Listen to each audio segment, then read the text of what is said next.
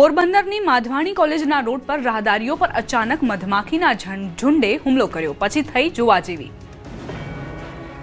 તમે રસ્તા પર જઈ રહ્યા હોવ અને અચાનક મધમાખીનું ઝુંડ તૂટી પડે તો કેવી સ્થિતિ સર્જાય? જવું તો જવું ક્યાં તેવી સ્થિતિ ઊભી થાય। કંઈક આવા જ દ્રશ્યો જોવા મળ્યા પોરબંદરમાં। શહેરમાં મધમાખીઓના ઝુંડે અનેક રાહદારીઓ તથા વાહન ચાલકોને ડંખ માર્યા। શહેરના માધવાણી કોલેજથી એકતા ગ્રીન સિટી તરફ જતા રસ્તા પર મધમાખીઓ દ્વારા અંદાજે 30 જેટલા લોકો પર ઓચિંતો હુમલો કરતા રાહદારીઓ તથા વાહન ચાલકોમાં નાસભાગ જોવા મળી હતી। રસ્તા પર આ રીતે ઓચિંતા મધમાખીઓના ઝુંડના હુમલાથી લોકોમાં નાસભાગ મચી ગઈ હતી। મધમાખીથી બચવા માટે લોકો રીતસર જીવ બચાવતા જોવા મળ્યા। આ ઘટનાના સીસીટીવી ફૂટેજ પણ સામે આવ્યા છે। ડંખના કારણે અનેક લોકોને 108 મારફતે સરકારી ભાવસીજી હોસ્પિટલમાં સારવાર આપવામાં આવી હતી। મધમાખીના હુમલાને લઈ લોકોમાં રીતસરનો ડર જોવા મળી રહ્યો છે। આ હુમલાને લઈ રસ્તા પર કર્ફ્યુ સમાન માહોલ જોવા મળી રહ્યો છે।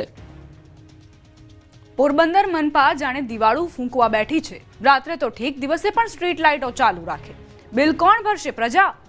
જુઓ દ્રશ્યો। પોરબંદર મહાનગરપાલિકાના અધિકારીઓ હજુ પણ આળસમાં છે। અધિકારીઓને ખબર નથી કે શહેરની સ્ટ્રીટ લાઇટો શરૂ છે। શહેરના અનેક વિસ્તારોમાં ધોળા દિવસે પણ સ્ટ્રીટ લાઇટો ચાલુ છે, જેના કારણે વીજળીનો બગાડ અને પ્રજાના નાણાંનો વ્યય થઈ રહ્યો છે। વાડી પ્લોટ, કડિયા પ્લોટ, મિલપરા, ઝુંડાળા, કુંભારવાડા અને ખાકચોક જેવા વિસ્તારોમાં આ સ્થિતિ સામાન્ય બની ગઈ છે। પોરબંદર મહાનગરપાલિકાને પીજીવીસીએલના કરોડો રૂપિયાનું બિલ ચૂકવવાનું બાકી છે, છતાં બેદરકારી યથાવત છે। શહેરીજનોનું કહેવું છે કે સ્ટ્રીટ લાઇટોનો ઉપયોગ માત્ર રાત્રે થવો જોઈએ, દિવસ દરમિયાન ચાલુ રાખવી અયોગ્ય છે, જેને લઈને પીજીવીસીએલ અધિકારીએ જણાવ્યું લાઇટોના સમયના પ્રોગ્રામિંગ પર કામ ચાલી રહ્યું છે। મનપા કમિશનર હસમુખ પ્રજાપતિએ કહ્યું કે તમામ લાઇટોના ટાઈમિંગ સેટ કરવાની પ્રક્રિયા ચાલુ છે, ત્યારે હવે એ જોવું રહેશે કે લાંબા સમયથી લાઇટ ચાલુ હોવાની આ ગંભીર બેદરકારી ક્યારે દૂર થશે।